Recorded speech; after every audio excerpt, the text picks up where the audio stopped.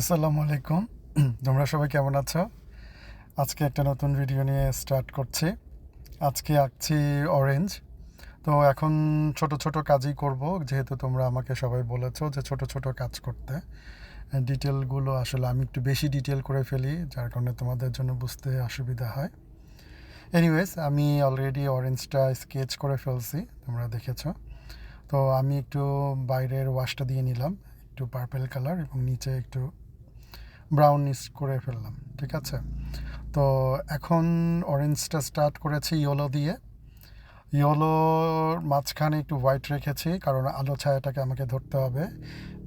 আমি তো আগেও বলেছি, ছবিতে আলো ছায়া মাস্ট বি না থাকলে ছবি ভালো হবে না। এটা অবশ্যই ফলো করতে হবে, এইটাই প্র্যাকটিস। এখানে আর কিছু বলার নাই। যত প্র্যাকটিস করবে তত বেশি ছবি ভালো হবে। দেন আমি আরেকটু ডার্ক লেয়ার নিয়ে নিলাম, একটু অরেঞ্জ চলে আসছি।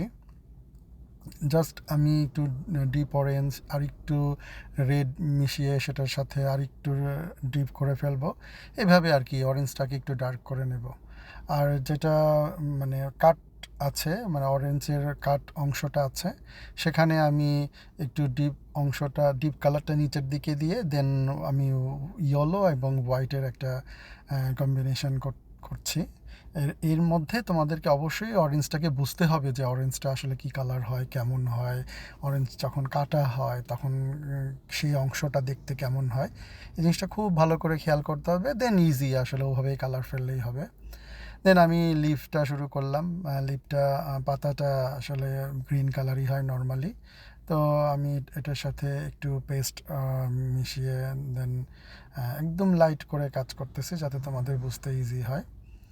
ভিতরটা একটু যেহেতু আমার একটু ডার্ক, সেজন্য আমি লিভের ভিতরের অংশটা একটু ডার্ক দিয়েছি। তারপরে আমি যে এখন অরেঞ্জের নিচে একটা শেড পড়েছে, যেহেতু উপরে লাইট অংশটা উপরের দিকে, আমি শেডের কাজটা করে ফেললাম। ভেরি ইজি, খুবই একদম ইজি ওয়েতে করেছি, যাতে তোমরা সহজেই আঁকতে পারো। দ্যাটস ইট, মোটামুটি আমার অরেঞ্জ কালার ডান। এখন আমি এই তো লাস্ট ফিনিশিং হোয়াইটটা দিয়ে একটু শেডের মতো করে দিচ্ছি। একটু টাচিং বাকি আছে, এই টাচগুলো শেষ করে দিচ্ছে। একটু ব্ল্যাকের টাচ করব, তারপরে আর কিছু করব না। That's it. ঠিক আছে, এই যে এইভাবেই তোমরা শেষ করে ফেলো। আমি এরপরও আরেকটা অরেঞ্জ আঁকবো, আমি কন্টিনিউ কয়েকদিন অরেঞ্জ আঁকবো। ইনশাল্লাহ তোমরা আরও ভালো সেটা দেখে দেখে আরও ভালো প্র্যাকটিস করতে পারবে, শিখে ফেলতে পারবে। তো যাই হোক, কেমন হলো ছবিটা তোমরা আমাকে কমেন্টসের মাধ্যমে জানিও।